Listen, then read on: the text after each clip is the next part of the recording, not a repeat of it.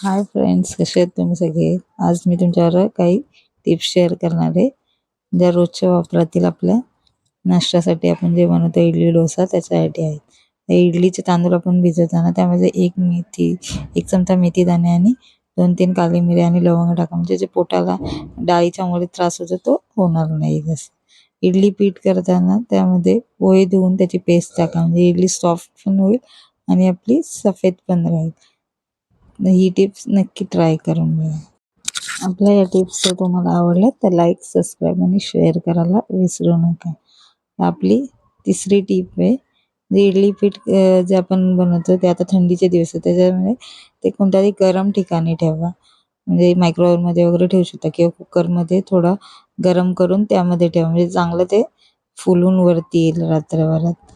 किंवा त्यातला टॉवेल किंवा असं काहीतरी झाकून चांगलं ठेवून द्या. नंतर चौथी टीप आहे, जेवढं आपल्याला पीठ पाहिजे तेवढं आपण काढून घेऊन बाकी पीठ फ्रीजमध्ये ठेवा. त्याच्यात तेवढं मीठ टाकू नका, म्हणजे कसं ते जास्त दिवस टिकतं पण आणि आपल्याला जेव्हा पाहिजे तेव्हा डोसा, इडली किंवा अप्पे असं कोणताही काही पदार्थ बनवता येईल. तसेच डोसा पीठ करताना त्यामध्ये चणा डाळ थोडी भिजत घाला. जेव्हा आपण डोसाचा तांदूळ डाळ घालतो तेव्हा एक अर्धी वाटी चणा डाळ भिजत घाला व 1 चमचा मेथी दाणा टाका.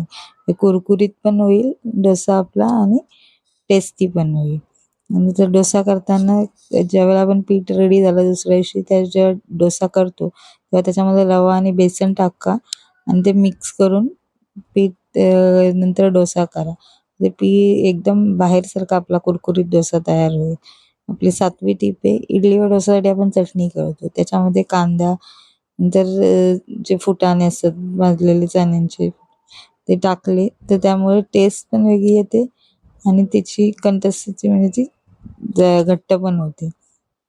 नंतर 8वी टीप आहे, रवाचा डोसा आपण जेव्हा करतो तेव्हा आपल्याला जर करायचं असेल तर रात्री 1 वाटी रव्यात अर्धी वाटी दही टाकून ते रात्रभर ठेवले तर ते सकाळी मिक्सरमध्ये थोडं पाणी टाकून पेस्ट करून घ्याने रवा डोसा करून घ्या. तर टेस्टी होईल. त्यामध्ये इनो, सोडा काही आपला टाकला नाही तरी रवा छान होईल. जर ह्या टिप्स आवडल्या लाईक, सबस्क्राईब, शेअर.